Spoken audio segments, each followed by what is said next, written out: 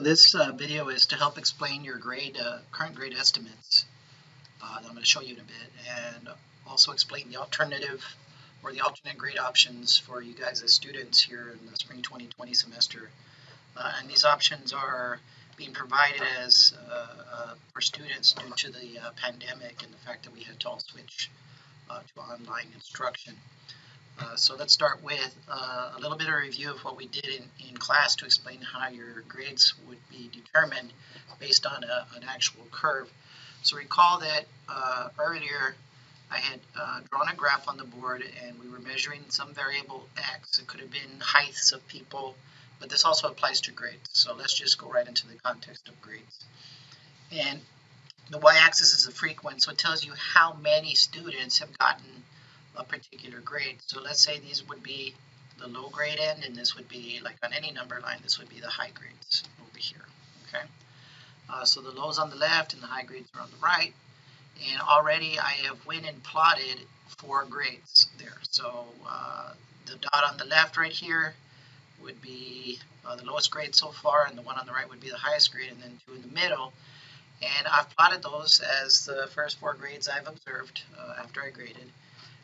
And then, so these could be your averages. And then I start adding more grades. And as we start adding grades, if you're going to have the same grade as any one of these, then you start to stack them. So I did a series of adding points. So let's say I add some more grades, and that grade added and stacked on top of one of the grades that was there. So now you have a frequency of 2 right here. In other words, 2 students have made this grade or have that average. And then we keep going, so I'm adding more grades as I'm getting them. So I'm just going to start adding a lot. And all of a sudden, after I've added all of the grades, you start to see a pattern form. It's not always really perfect, but overall what you end up getting is what we call a bell curve. And a bell curve is also referred to as a normal distribution. So there you have a line that outlines, it looks like a bell that you ring, and your outline of this pattern is an actual model. It can be modeled mathematically, and so what you end up getting is 100% of all of the grades are under that curve. Okay, most of them are here in the middle, which would be the average value, right? Roughly, what was the middle value portion? So if I were to just redraw that and quickly sketch it here, and I draw a bell curve again, if I were to shade and say this area under the curve, right down the middle, that would be 50% of the values. 50% of the area is equal to 50% of those grades. Okay. If I shade all the way over here, then that would be could be 80-90% of the values are to the left of that point. Okay, so as you might have guessed and was explained earlier, the value that kind of cuts the curve in half actually represents the average. And we represent the average with an X bar. So X bar stands for the mean, which is the arithmetic average or the arithmetic average. Now, based on these points and how widely they're distributed, sometimes if all the grades are real close to each other, then they're not far from the mean, and you're going to get a higher bell curve because all of the grades they're tighter, closer to each other, less variation in the grades. If the grades are more variable with much bigger range, then you're going to get a more drawn out bell curve. It does not matter though, so the end's drawn out further and the top goes downward more. It really doesn't matter because the middle would still be the average, and to the left of the middle would be 50%. Okay.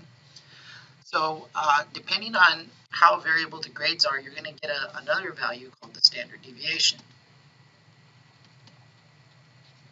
The standard deviation measures how widely variable the grades are. If they're very wide, like over here, then your S value would be high, your standard deviation. If your grades are more tight together, like there's not a real big range of grades, they're all very close to each other, so everybody's getting more similar scores, then you would have a low standard deviation. So how wide this bell curve is will determine how big the standard deviation is. So if we were to actually do the standard deviation calculations and you end up getting a mean value, and whatever that mean value is, you're going to add one standard deviation, okay? Whatever that quantity is. So let's say your average is a 60 and the standard deviation is 10, you would put 60 there and the standard deviation would be 10, and that would give you 70 on the number line, right? But I'm just going to do it very generically here. Instead of giving an actual number, just whatever your average is, when you add one in standard deviation, it goes maybe around there. So that would be plus one standard deviation. And we can also subtract, like in my example here, we subtract one standard deviation and that would give you 50, right? Or more generically, we would be the mean minus one standard deviation. And if we were to do that and just try to capture the grades that were within there, that area in there is going to capture about 68% of the grades. Just like if I cut this in half, the left of the halfway point would be 50%, but about 68%, and those would be the ones that are close to the average. We can keep going with this and add another standard deviation. So I would basically be adding 10 again, and that would take me to 80, or basically 2 standard deviations above and 2 standard deviations below, minus 2s. And now if we talk about this area, all of that area there, so all of that area that's between minus 2 standard deviations and plus 2 standard deviations, that's going to give us an area under the curve of about 95% of the grades. Okay, and this is true whether you have a high or a low standard deviation. If your data set is roughly behaving normally, and you get that normal distribution bell curve, then you're going to get about these percentages. And by the way, this is the model that I'm going to be using to determine grades. Okay, so the grade curve really depends on how well you're doing compared to everyone else, right? So if you go 1 standard deviation, 98%. If you go 2 standard deviations, about 95% of the grades are there. If you go even further, you can get like 99.9%, almost all of it. And these tails never actually touch the line, so you have really extreme values out here. But we can't go that far because the highest grade would be 100 and the lowest would be a 0 in the case of grades, right? Okay, so keeping that in mind, when I end up graphing all of my biology classes data, and if you're in the same course and have many sections, I pull everybody together because they're getting the same scores, the same tests, the same instruction from me. Everybody has the same opportunity to do well. So what I do is I run a calculation based on the mean, and this calculation is called a cumulative distribution function, okay? And what this does is it helps me to figure out how much would be to the left of a particular grade. So let's say we have an exceptionally high grade that is out here somewhere. I want to know how much of the area is to the left of there, right? And what that would say is if you have a grade, let's say this is grade number 1, the number 1 grade of all the classes. What this is asking is, if I were to shade everything to the left, what percent is to the left of the area in the curve? And basically that estimates what percent of grades of all the grades are less than this grade. So this individual is being compared to the bell curve overall, right? And so normally my cutoffs are going to be where 85% to the left, which would mean 15% over here on the top. If this is 85 this way, this is 15%. This would be the cutoff for the A. In other words, the top 15% of grades under that bell curve would be A's. The next 15%, which is 15 more percent, which is a total of 30 now, would be the B's. And then those in the middle 40%, those are going to be the C's. That C is the average student. These are the average grades. These are exceptional grades. These are the really exceptional grades, right? We keep applying this. I go 15% more this way, and we get the D's. And then the bottommost 15% would be the F's. And if we added all of that up, it adds up to 100%. But let's see where the cutoffs would be. So when you get a CDF score, cumulative distribution score, which I'm going to show you in a bit, based on your grade, and it's based on your grade.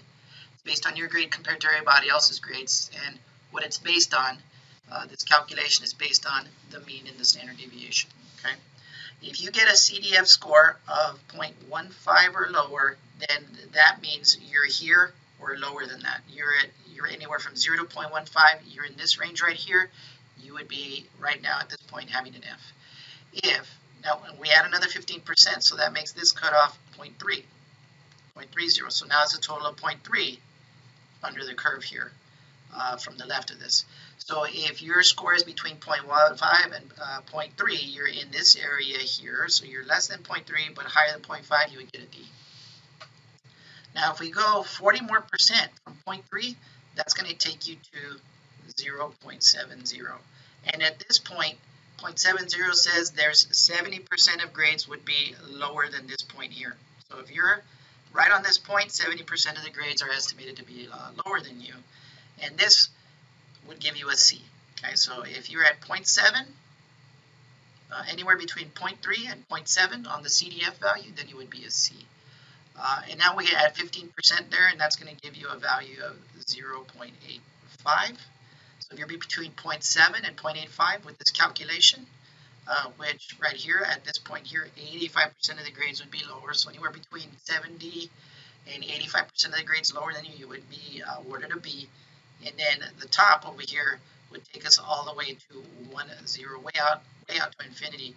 But the point here is if you're between 0.85 and 1, that would give you your A, okay, for the cumulative distribution function.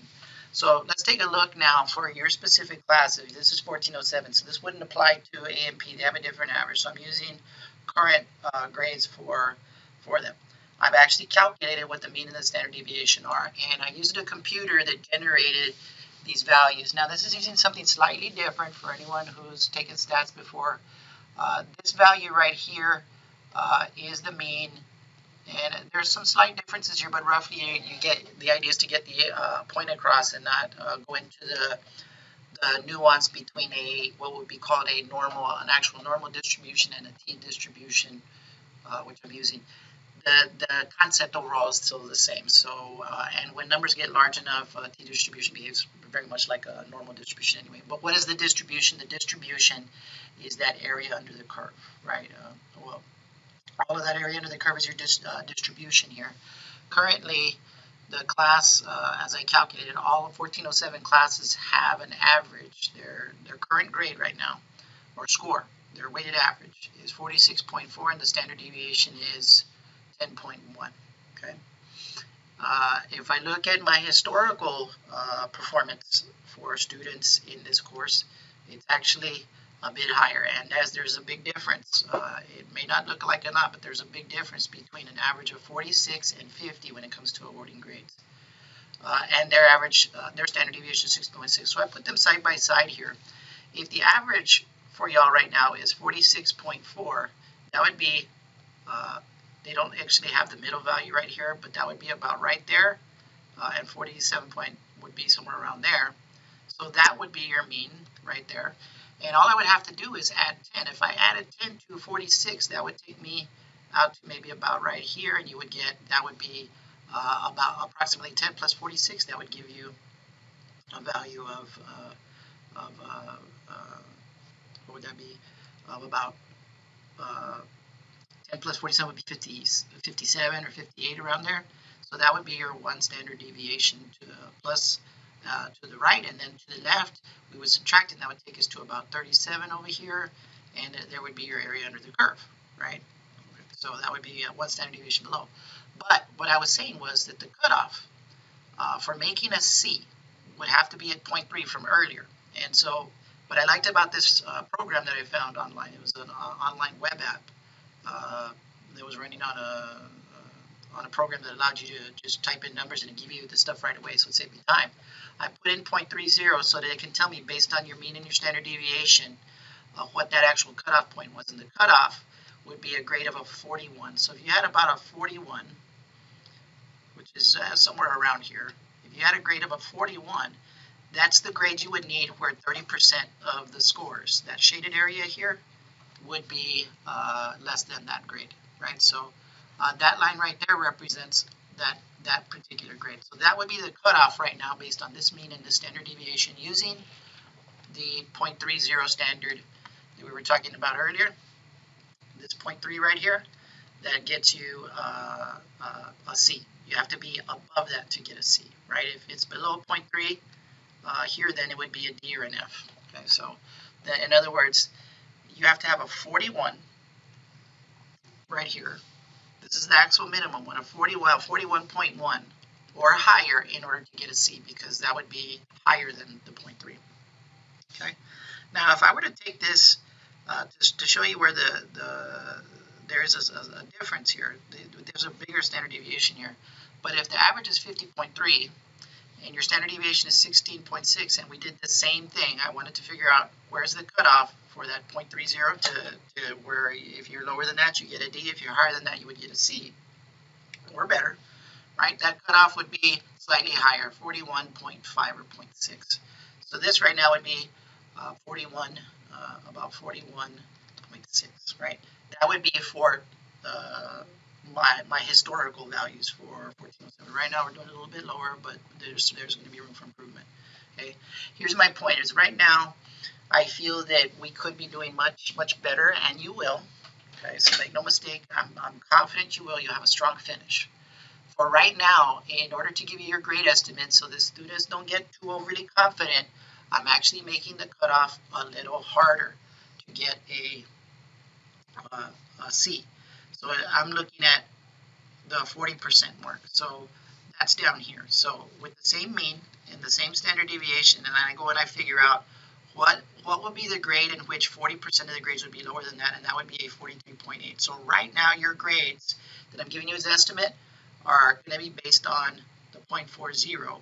Okay, and notice that this grade is a bit higher, right? You would have to go from a 41 to a 43.8 right now, and that would be the cutoff.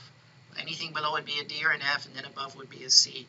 Now, I went one step further because I think we can be doing much better based on what I've observed of students every week. Sometimes I'll give you a quiz over things you were supposed to, some basic things you were supposed to learn from the lab material from the prior one, and many students can answer, but there's many that are struggling to answer these questions, and that tells me you're putting off and cramming, right? We don't want that to happen anymore. So if you make those adjustments, you learn stuff every week, I'm going to make these numbers, I'm going to make the criteria more friendly to you. But for right now, I'm actually, in your grade estimates, I'm using historically what students have been able to do in this course. And I don't think you're any different.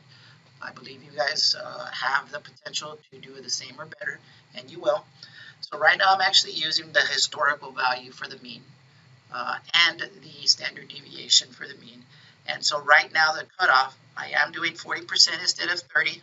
It should change by the end, and I'll go back to the 30 and probably to your actual average.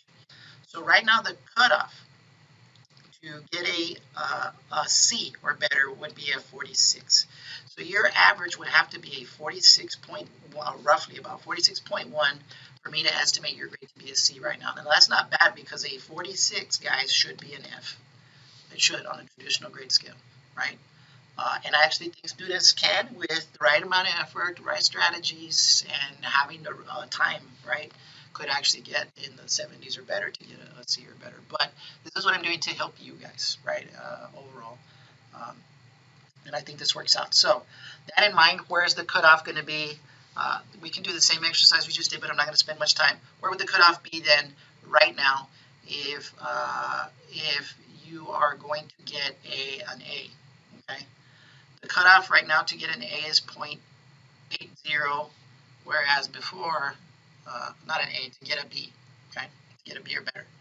Before I was saying that I had it at 0.7. Right now I'm making it a little bit harder for me to score you as an A, because I think that overall the grades could be better right now, and they can get better by the end. If they get better by the end, we go back to the 0.70 criteria. But there's got to be some conditions that are met. Overall, I'm expecting most students to do much better on the second major lab exam. You only have 2, so you have 1 more coming up. And I know you're going to make those adjustments. You're going to do better, okay?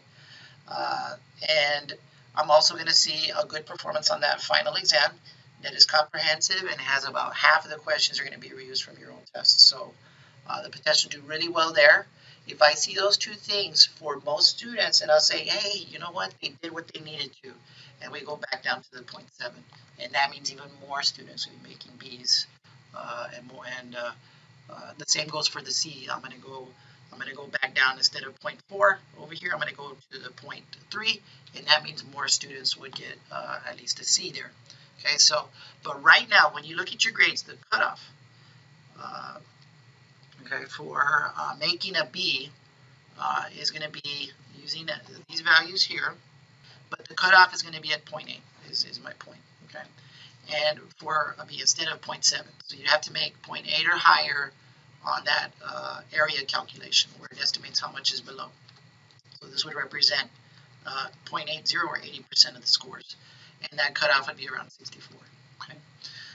And then to make an A right now, students would need to get a 77, which is a C on a normal scale.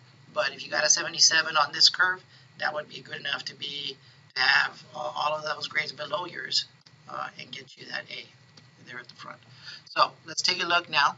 I'm going to share a link with you, and this link will be posted in the video description underneath. So when you're looking at this on YouTube, if you go to the description underneath, you'll see a link, and it'll say grade estimates. Click on that link, and it'll take you to this page. And all you have to do is go find your weighted total, which is your weighted average for all of your grades combined. And you can look at all the spreadsheet. You can look all the way across, all the way to the right, and you can see your grades. They've been sorted though by lab quizzes, and your major exams are right here. Then it starts with your lab quizzes and assignments, and then ends with your lecture quizzes and assignments. These would represent the averages for each category. Your lab quiz average, quiz and assignments, and it counts 2.5% of your grade. Then your lecture, quiz and average counts 7.5% of the grade. Your quizzes overall and assignments count a total of 10% of your grade. The major part of your average depends on your ability to demonstrate mastery of the material on major exams. Your lab exams overall are going to count 22.5% of your grade, and your lecture, which have the biggest weight, which we have a massive improvement there at the end, 67.5% of your grade. So here you can see these are the weighted averages right here. They're reported twice. This is me calculating it after I've downloaded your grades to make sure that these grades right here match pretty much what you see that's calculated by the Blackboard system. And they do for the most part. It's just that these have the rounding error. These have more fuller amount. Here 69, 69. 67 over here, 67 over here, so they match. So what you need to do, if you want to figure out what your current grade estimate is, when you open this up, you're going to look here at this column here, go and find, before you do this, go and look on Blackboard and figure out what your weighted average is. Then you're going to come to this table here and find the grade that's closest to yours. They may have changed slightly because you might have taken a quiz by now. Quizzes don't count a lot, so it'll change very little. They don't count a lot anymore, right, with the test now there. So if you find that your average is about a 62.1 that matches this record here, then you can verify saying, am I in that section? If it's SED, then this is your particular record, and you can see that right now that would be a grade of a 62 is curving to a C, okay? And then this column here tells you on a traditional scale that would be a D, okay? But your curve grade right now is a C, much better.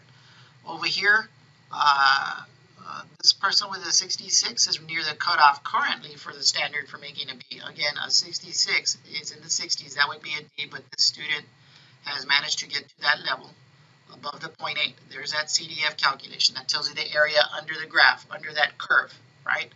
You can see this one right here. This grade 69 is estimated to be at 0.87, which means 87% are below that on this curve. Again, I am using the historical values, which gives us a mean of all of these grades right here of around 50, and the standard deviation is 16.6. This is for now. This actually makes the curve a little bit harder, but that's because I don't want students to stop trying to improve. Okay? If I was to use an easier standard for now and say this is the way it's going to be for the rest, then that would discourage those, I think, who are doing really, really well right now with potential to make an A from trying to and continuing to finish strong. I need those students to improve just like everyone else. This is about growth, right? So how am I going to actually make the curve easier for everybody? We need to see that improvement overall. Now, some students can do worse and some will because they just put it off. Don't be that student. Be part of the majority that in the past has always improved, and that's always caused me to go and change those standards from the 0.4, which is harder, to the 0.3 to get a C, for example, okay? And to also use the actual averages. So that should explain it. Now, that's how you do it. So again, you have to know what your weighted average is on Blackboard. You don't have to go through all of this other stuff we went through. I'm just doing that to help you understand what this CDF value here is. The CDF value is that area, those areas under the curve. It tells you how much is to the left of your grade. Whatever your grade is, it tells you how much is to the left, which tells you about how many grades are below yours percent-wise, right? So if I were to look at this grade right here, on this record, 62.0, that right now, on that curve that I'm using, estimates 76% of the grades below that one. So this student would be above average because you would have to get 0.5 to be right in the middle of that curve, right? So at the 0.5 mark would be right in the middle because that would be 50% of the grades lower. So again, go look on Blackboard, find out what your weighted average is, then open up the spreadsheet, and the link will be on the bottom of YouTube where you can get it. And I'm also going to send the link directly to you through Remind. Okay?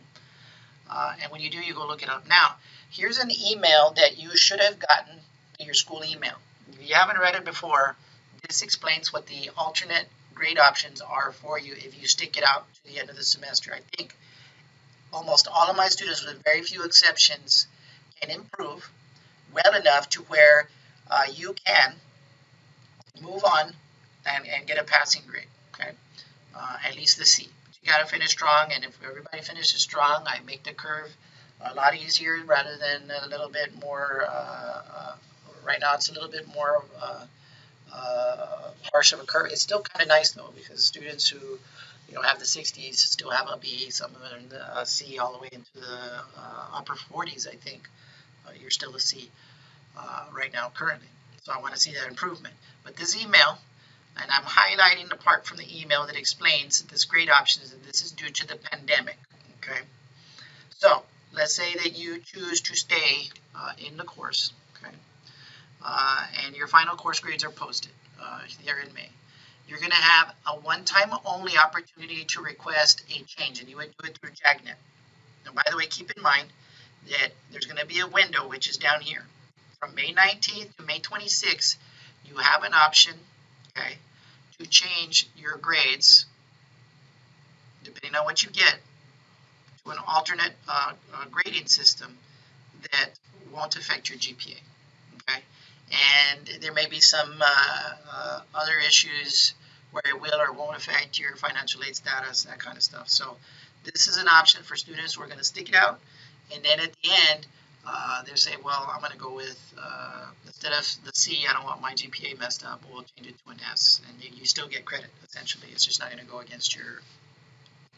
And then if you need that course to graduate, you won't have to take it again. But there's a window there, and if you do make this decision, you cannot reverse it. So you can't go back a week later or a semester later and say, you know what, I really need it. I wanted that as part of my grades. You can't do that. So you have to be certain on this, right? So overall, if you get a C, you can request to have it to an S. That way, it won't go down as on your GPA. If you get a D, you can switch it to a P for passing. And normally, we know that was going to be a D. Let's say you needed, let's say you were taking Biology 1, 1406, which y'all, if you're in 1407, you already had it, or Anatomy and Physiology 1, and you need a C or better to be able to take the next course in the sequence. So you needed 1406 before 1407, you need a C or better. If you were to get a D and switch it to a P on a normal semester, you wouldn't be able to move on to the next course because the P, while it's not going to affect your GPA, still counts as a D, and that means you can't progress, right? But for this semester only, my understanding after talking to some people over this Friday is that for this semester, because of the pandemic, a P will actually count as credit. So you would be able to move on to UTRGV or any other institution institution that's going to take credit for it, and it would be like if you got a C, and it's not going to affect your GPA either. So again, that's only this semester where the P would be considered like a C, and you would need it. You would need that grade or better in order to progress within the degree program or to the next class, like for 1406 to move to 1407. Now y'all are already on 1407, but you might need to have that C in order for it to transfer to UTRGV. So now, if you get a D, then what I would do is I would request to have it changed to a P. That way, it doesn't count against your GPA, and UTRGV is going to give you credit for it because you took it this semester. Now, if you wait till the summer or the fall, that's not going to no longer apply. A P is just going to mean that you just get credit. You'll get credit for it, but it won't let you progress to other programs if you need a C or better, and that means moving on to another college or university or whatever. But if all you needed was credit for it, it won't affect your GPA, and you could probably still get your meet your requirements for your degree for your associates. You can graduate with these. Depends on your program overall. So that's the idea there. So they also emailed an attachment with this chart for y'all to look at, and it explains this further. I'm not going to go and explain the nursing ally because they have some very strict requirements there, and it tells how this affects them. But like, let's say this doesn't apply for an A or B because an A or B is a good grade, right? So it has here what they mean for S, P, and NP. S is satisfactory, and P means pass, and F means no pass. Now remember, just because you pass with a D, that might be good enough to get you your degree, but it might not be good enough for you to move on within a particular area of study or program, or moving on to a university, depending on the requirements, except this semester because of COVID, and we had to switch, you guys, right? So over here, all of this column is going to, you can read through it. I'm not going to read through it all, but it should have been attached along to that email that you all received, and I just read part of that email to you all here. So it tells you here that if you get an S, it won't go towards your GPA, which I already told you overall, that you end up passing the course and you can move on to the next course in your sequence because it's a C. Now here, the same thing applies for if you got a D and you elected to you wanted to change to a P. It's not going to affect your GPA, right? Now you will pass the course and you may have to repeat the course, right? Let's say you're going to you needed to get a C to be able to transfer to UTRGV, or you needed a C because you need a C to go to 1407. Okay, this is going to be true except this semester. For this semester, they're going to treat a P like an S. You'll be able to move on to the next one, right? But try your best. So there's no question on whether or not you as a student have earned the privilege of moving forward within those programs, right? Now for NP though, it won't affect your GPA, but you're not going to get credit for it either way, right? So that means if you choose to stay in and you say, man, I think you can move up to a D. I actually think most students right now can move to a C. It's not that hard to get there. You just got to finish strong, okay? And that means a real strong finish is here at the end, and you can do it. Otherwise, it might be impossible if I wasn't curving at all. Okay, but let's say you stay in, you're going to stick it out, and I hope most of you do. That's why I'm doing this video. That let's say you try your best and then you still got an F, you can have that changed to an NP. That way it won't affect your GPA, and you would of course still have to take the class again, that would be the case if you dropped right now, right? Because Monday's the deadline. Okay, this Monday, the 20th. So in that case, then you would. You're not going to earn any credit, but it's not going to go against your GPA.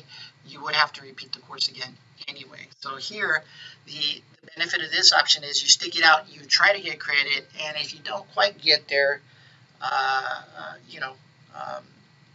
there's an option where it won't affect you. You would have to retake the course anyway if you need this course overall. So that would be a reason for taking that option. So that's it, and I hope that this helps explain where you're at grade-wise and what your options are here at the end. And ultimately, you would need to make a decision by tomorrow. Okay, so think about it this evening. I hope this is not the case for most of you. But if any one of you thinks, well, you know what, I'm going to go with the withdrawal, I'm not going to risk it. Remember, if you stick it out and you still get an F, you can have it request changed to an NP. Okay, because you would have to retake the class either way. Okay, so now I will point out that it may or may not affect your financial aid, so you might have to try to have a discussion with a counselor if you can get a hold of them. But if you do choose to drop, which I hope not, then there are procedures, and one of them is sending me an email requesting, and I would like to see a small justification as to why. Just some honest thing, you know, you were struggling or whatever it was. And then I'll just take it as you put a lot of thought into it, you considered this information, and I'll approve it. But like I said, I think most of y'all are able to get credit if you just make sure you finish stronger than some of your lower test scores. So you actually have a better second lab exam, which you can. And you just finish these last lecture exams as good or better than your lowest score. You should either stay the same or move higher up in the curve. So I hope this video helps. Let me know if you have any questions. Send them through Remind.